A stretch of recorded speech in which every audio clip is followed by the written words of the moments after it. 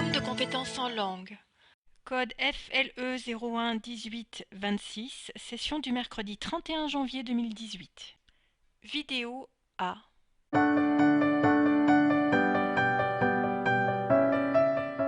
Mon premier conseil est de définir les caractéristiques de votre logement. Vous recherchez plutôt un appartement ou une maison, vous recherchez dans l'ancien ou dans le neuf, vous souhaitez une terrasse, un stationnement. Mon deuxième conseil est de choisir la situation et l'emplacement de votre logement. Pour la situation, vous recherchez à proximité de votre lieu de travail ou d'une faculté. Pour l'emplacement, vous souhaitez être proche des transports, des commerces, des écoles ou d'un parc. Mon troisième conseil est de définir votre budget. Quel loyer souhaitez-vous allouer à votre logement? N'hésitez pas à demander ce qu'incluent les charges. Par exemple, l'eau et les ordures ménagères sont-elles bien comprises? Le quatrième conseil est d'être disponible et réactif. Le marché locatif est très dynamique. Les annonces peuvent ne rester que quelques jours. Il faut donc connaître la date précise de son emménagement. Il est également nécessaire de constituer rapidement son dossier de solvabilité pour les bailleurs qui peuvent demander un garant physique ou pour les assurances de loyer impayés.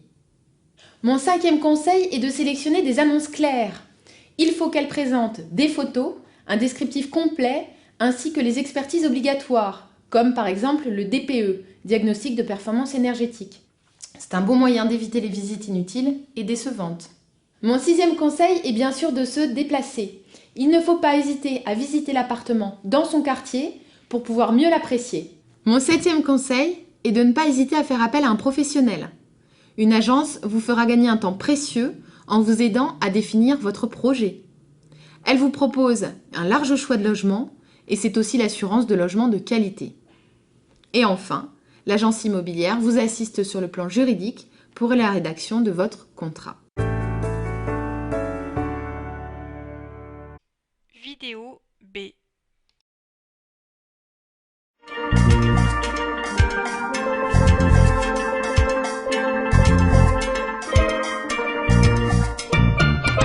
Dans la plaine du Lamentin, les champs de canne s'étendent à perte de vue. La rivière Lézarde, le plus long fleuve de la Martinique avec ses 35 km, devait sans doute autrefois accueillir sur ses rives des Lamentins qui ont aujourd'hui disparu. L'aéroport, l'hippodrome, les zones industrielles sont trois pôles d'activité d'intérêt départemental qui se trouvent sur le territoire de cette commune. Le Lamentin possède une arrière-pays très diversifiée, propice à d'agréables randonnées ainsi que de nombreuses installations sportives de qualité, stades, tennis, piscines, halls des sports. La présence de l'aéroport international a été un atout supplémentaire. Le Lamentin, avec ses 6232 hectares, est la plus grande commune de l'île grâce à sa plaine fertile qui fut le grenier de la Martinique.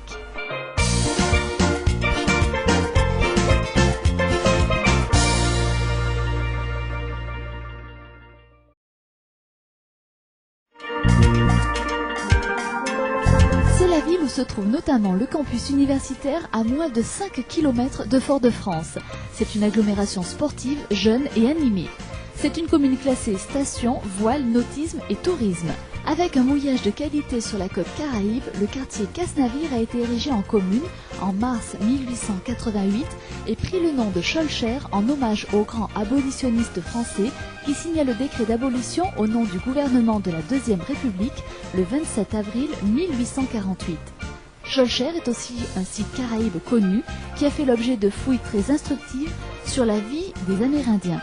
À l'époque de la colonie, Casse-Navire vivait de la pêche et des grandes habitations sucrières comme celle de Font-Rousseau, dont le site historique est protégé et inscrit à l'inventaire des monuments historiques. Elle compte aussi de nombreux équipements touristiques, hôtels, restaurants, le casino Plaza Batelière ou le palais des congrès Madiana.